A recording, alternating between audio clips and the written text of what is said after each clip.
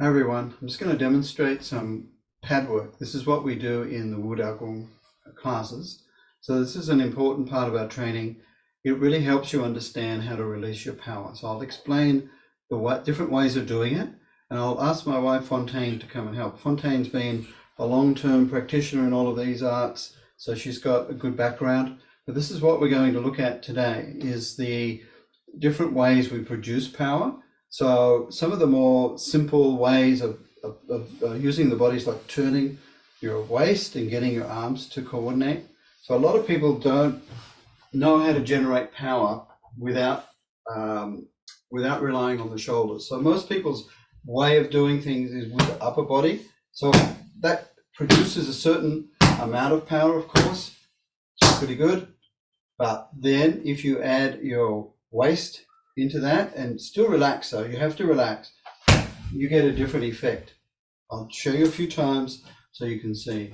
So your body's relaxed, but you need to connect here. So this sort of movement, I'll do the movement again just so you can see it's quite relaxed, and the arms are just following the body. So this is a way of practicing to help generate that kind of power. One of the biggest obstacles in training is the shoulder. So for a lot of people, it takes time to loosen the shoulder to get to a point where the power can travel freely through your body. Another weakness that people have to address is the legs, because the legs aren't usually strong enough to support, especially when you're moving. And the third thing that's another obstacle is the waist. So if you haven't done much work with this twisting action, it's not natural. It'll take you time to develop that. So watch again. I'll demonstrate this time with the back of the hand. So before I did the front, so this is the back without waist turning, okay? Okay, so that's just the arm basically with the waist turning. So you can see the arm follows the waist. It's very important to keep the arm feeling heavy. So when you release the power, it just, you can feel it just comes through. Yeah, this is a way of training. So that can be used in different ways in self-defense. So if the person was in this position, I won't do it as hard, but you'll see this arm takes the force away, and this one would follow through straight away, striking. And then of course you can use the reverse. So it's quite a useful movement. But generally speaking, I would say it's a good way of just training your arm, body, waist connection. Another version of this same sort of movement is what we call the figure eight. So you can see it's circling. So when most people do this, they really struggle with the waist movement. And you can see I'm just using pretty much my arm. And in the beginning stages of this, people use a lot of muscular strength. So it's even more kind of rigid like that. What we're trying to get people to do with this sort of movement is to release their power. So the arm is really free and it just follows the movement of the body. So that's kind of doing it very fast. I won't do it that fast because there's a lot of power. But I'll show you first of all without turning. So this is a palm downward force. So that's this kind of part of the movement like that. So if I'm just using my arm, my shoulder, it's kind of like this. So there's not really a lot of force penetrating through the pad. Let me stand side on that way a little bit. Yeah, that's it. So when I use the waist, you'll see this. So you'll see the power coming down. So it's like, slapping, chopping kind of motion downwards. You okay? Another go. Okay, so down here, so you can see. Yeah, so your body has to turn. So there's the backhand version of that. I'll do it on this side, this hand. So I'll do that and turn a little bit there. So yeah. So that's without the waist. Okay. Then with the waist, you start to see that. And more, you can see again. Like that. Yeah, and of course that arm is ready to come over. So of course these are very big movements. They're the first part of a training method to get your body used to it. Slowly, of course, once your body opens, you'll start to learn to use short force. Same with punch. So we demonstrate the punch. The way we punch tends to be like this. So everyone will say that's kind of useless in a real fight.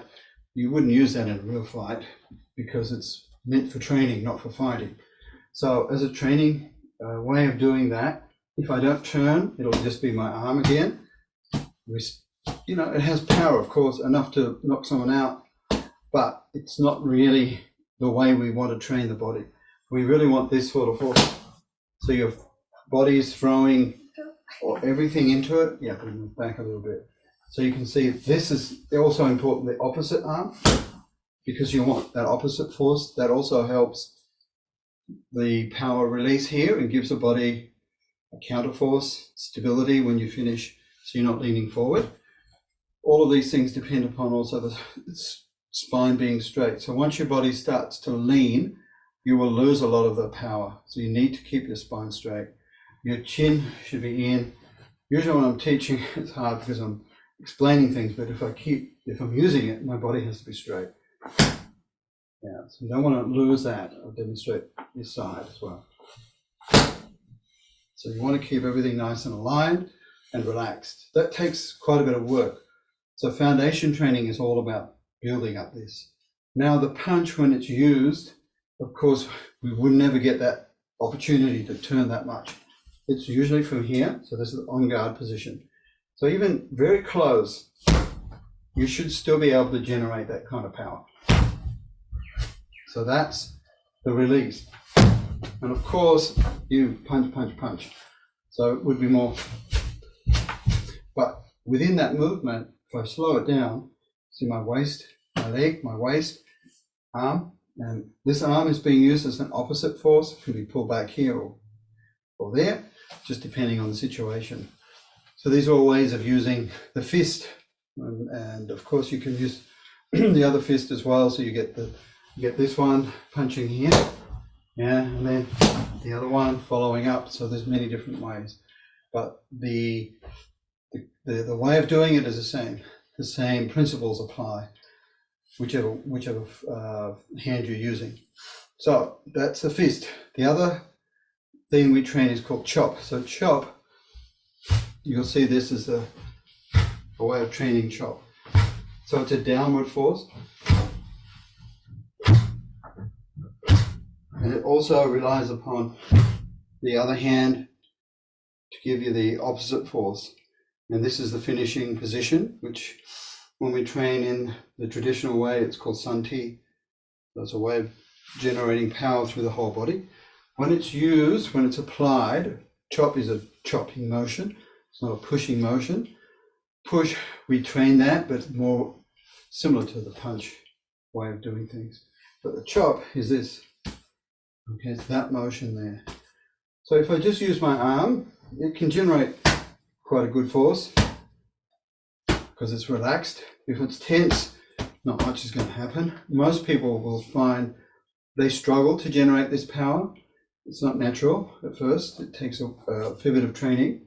So if I use more like we use it in fighting, which would be a short motion. So when I punch, if I punch that way, I chop there. So there can be like a short combination of the two. So the chop, when it's used that way, is like this, yeah? And I'm using my body. I'm using my body to generate that power. So it's hard. I wouldn't advise you to resist if the person's got a lot of force. She's holding it as firm as she can, but there will be a shock wave to that kind of force. If you watch again, so I explained, you could have punch. So then it's used suddenly, yeah? Watch one more time, so you can see. So you can apply it very quickly, or it looks, when it comes out, you can't tell. It could be a punch, it could be chop. It just depends on the conditions that you're meeting or dealing with. So chop is used in this situation. Perhaps if you put the pad down, Fontaine, I can give people an idea. So when you've got an on-guard type situation, chop isn't good enough if you've trained a lot to knock the arm down and you're already there.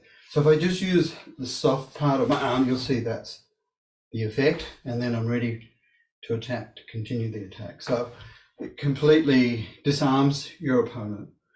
If your opponent is quite strong and very well versed in this, so if I don't use as much power, Fontaine can hold it. So what I would do then is I can use what we call the roll back.